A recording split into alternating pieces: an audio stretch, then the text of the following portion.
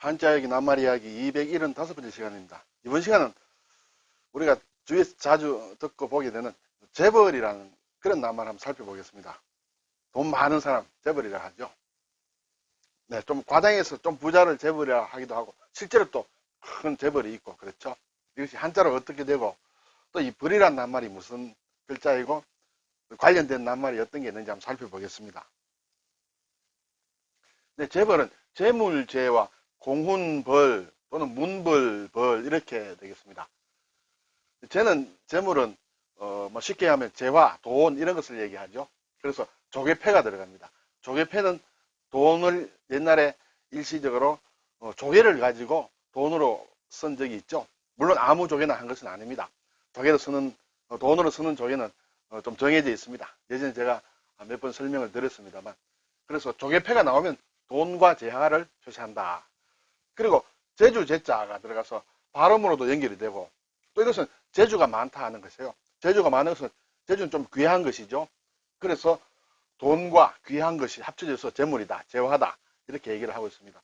이 재자는 사실은 어떤 방죽이 있습니다. 뚝이 있는데 물이 이렇게 새어 나오지 못하도록 이렇게 박는 아주 좋은 재질의 나무를 얘기하는데, 그것이 좋은 재주를 뜻하는 그런 의미로 쓰이고 있습니다.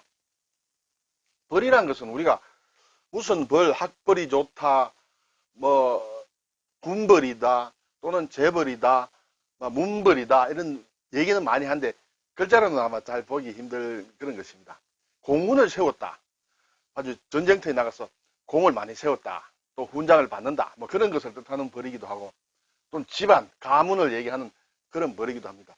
결국 공을 세워서 어떻게 상을 받는다는 것은 그 집안의 문벌의 가문의 영예이기 때문에 이런 벌로 쓰고 있습니다. 그래서 집을 대표하는 것은 역시 문이죠. 문문의 칠벌입니다. 친다는 것이죠. 나무를 베는 걸 벌목이라 하고 뭐 하는데, 이것은 창과와 사람인이죠. 그래서 창으로 사람을 이렇게 베는 것을 얘기합니다.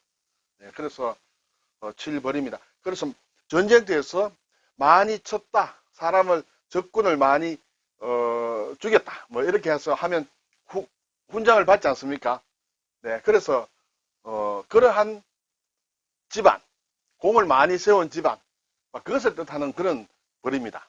조금 자세한 것은 뒤에서 다시 한번 설명을 드릴게요. 그래서 돈이 많은 집안, 어떤 쉽게 얘기하면 그렇게 재벌이라 할 수 있겠죠.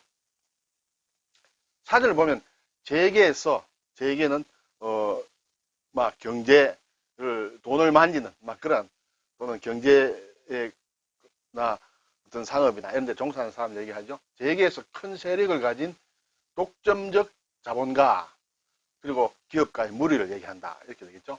또는 일가나 친척으로 구성된 대자본가의 집단이다, 그렇죠. 어느 집안은 저 집안은 재벌이야 이렇게 얘기를 하죠.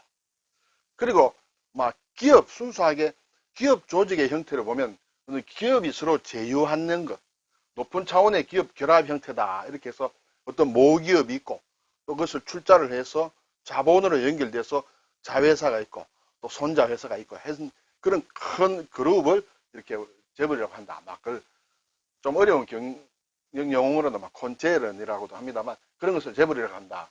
그리고 속된 말로 부자를 가리켜서 재벌이라고도 한다 이렇게 되겠죠. 그런데 이 재벌과 관련되면 이러한 말이 있습니다. 벌열이란 말이 있습니다. 우리가 지금은 자주 쓰지 않습니다만은 열자도 상당히 좀 쓰는 글자이거든요. 어쨌든 이러한 벌열이란 말이 있는데, 이 두 개 다 공을 많이 세운 집안을 얘기를 합니다. 제가 조선 왕조실록을 한번 찾아봤습니다. 이 말이 우리나라에서 많이 쓰였나 싶어서 찾아보니까 조선 왕조실록을 보니까 태종실록부터 이렇게 이 말이 나옵니다. 굉장히 많이 나오더라고요. 그래서 공적과 경력이 있는 특별히 집안, 그런 것을 가리켜서 벌열이다. 그리고 조상에게 공적이 있는 가문이다. 그런데 이 벌과 열을 이제 구분을 좀 하는데, 어떤 집안에 공적이 있는데 그러면 공을 세우면 밖에 이렇게 자랑하고 싶지 않겠습니까? 그래서 집 앞에, 대문 앞에 이렇게 우리는 어떠한 공을 세웠다라고 해서 적어서 이렇게 양문 기둥에 이렇게 세우는 것이에요. 적어서 이렇게 표시를 합니다. 그러면 사람들이 가다가 이 집안 대단하구나, 이제 어떤 공을 세웠구나, 조상이 어떤 사람이다. 이제 이런 걸 쭉 알 수 있겠죠. 그래서 문기둥에 붙인 글인데 왼쪽에 있는 것을 벌이라 하고 오른쪽에 있는 것을 열이라고 한다. 이렇게 사전이나 이런 데서 일반적으로 얘기를 하고 있습니다. 그래서 벌열은 비슷한 말로 보셔도 된다. 각각 벌이나 열이나 다 공을 세운 당당한 집안을 가리킬 때 양문에 이렇게 문기둥을 세울 때 거기에 표시를 해서 적어서 사람들에게 알린다. 그런 것이 벌열입니다. 자, 조금 더 구체적으로 나눠보면 이 글자가 벌이란 것은 어떤 당파나 출신이나 이해 등을 함께하는 자들이 결성한 배타적인 집단이다. 가문일 수도 있고 또는 어떤 학풍을 같이 한다든지 여러 가지 정파적으로 같이 한다든지 그런 것들을 묶어서 이렇게 벌이라고 한다. 그래서 여기서 이제 말이 많이 파생이 되어 나오는 것이에요. 학벌이다. 많이 얘기하죠. 아, 저 사람 학벌이 좋아. 이럴 때 좋은 학교 나왔다. 그리고 그러한 사람들끼리 묶은 단체도 어떤 학연으로 연결된 어떤 벌족이다. 이렇게 볼 수 있습니다. 문벌이다. 가문을 얘기합니다. 어떤 파벌이다 할 때도 쓰고 군벌이다. 재벌이다 할 때 쓰는 우리가 지금 다 쓰고 있는 말들이에요. 이 벌의 원래 기원은 전쟁터에서 공을 세워서 우리 집안 이렇다 이렇게 문에 세워두는 그런 것을 가지고 벌이라 했다. 그리고 열은 이 글자가 이제 독립적으로 쓰이게 되면 어떤 출입하는 사람들을 점검하는 모양이에요. 이 문을 출입을 합니다. 문에 이렇게 사람들이 많이 들락날락 하겠죠. 아주 큰 집안은 사람들이 많이 들락날락 합니다. 그러면 아무나 이렇게 출입을 안 시킵니다. 딱 체크를 하죠. 체크해서 아, 당신은 뭐하러 왔어? 못 들어가. 어떤 사람 아, 당신은 오케이 통과. 어떤 사람은 못하고. 그것을 나타내는 글자가 안에 들어있는 이게 태자라는 글자예요. 앞에서도 제가 몇 번 설명을 드렸습니다만 이것은 뭔가 줄인다, 빼낸다, 작게 한다는 그런 뜻이에요. 그래서 문을 통과하는 사람들을 보고 검열을 합니다. 당신은 안 돼. 나가. 못 들어가. 이런 식으로 하는 것이 열입니다. 그래서 이 글자를 써서도 많이 우리가 쓰는 낱말을 만드는데 열병, 병사들을 이렇게 쫙 체크하는 것이에요. 군에 가면 열병식이라고 있죠. 네. 사열한다. 네. 사열할 때도 군에서 주로 쓰는 용어입니다만 열람한다. 도서관에 열람한다. 네.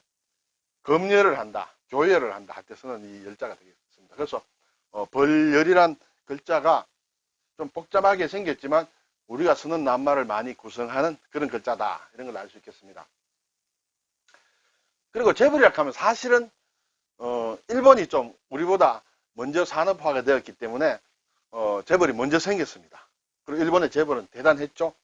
1945년에 일본이 태평양 전쟁에서 패전하기 전까지는 여러 파벌들이 있었습니다. 재벌들이 특별히 군수 산업을 중심으로 한 전쟁 물자를 많이 만든 그런 각종 그룹들이 지금은 무슨 그룹 하지만 지금은 많이 쓰지는 않습니다. 아마 제가 생각하기에는 우리보다는 재벌이라는 말을 잘 안 쓰는 것 같아요. 왜냐하면 전쟁이 끝나고 미군정에 이어서 재벌들이 상당히 해체가 되었습니다. 그래서 지금은 무슨 그룹이다 하지 예를 들어서 미쯔이 그룹이다 하면 그룹에서 하지 미쯔이 재벌이다 이렇게 얘기를 잘 안 합니다. 그런데 이 재벌이라는 말은 유명한 영어 사전에도 올라와 있는 것입니다. 이러한 발음으로 자이바츠라는 것으로. 우리나라 재벌도 아마 옥스포드 영영사전인가 하는데 아마 올라가 있는 걸로 제가 알고 있습니다만 우리나라 올라간 거는 이제 재벌이라는 그런 발음으로 올라갔고 일본은 자이바츠라는 이름으로 올라가 있다. 근데 지금은 어쨌든 우리가 오히려 재벌이라는 낱말에 더 접촉이 많이 되고 있지 않느냐 그런 생각이 들고 있습니다. 오늘 재벌이란 말을 한번 생각해 보았습니다. 감사합니다.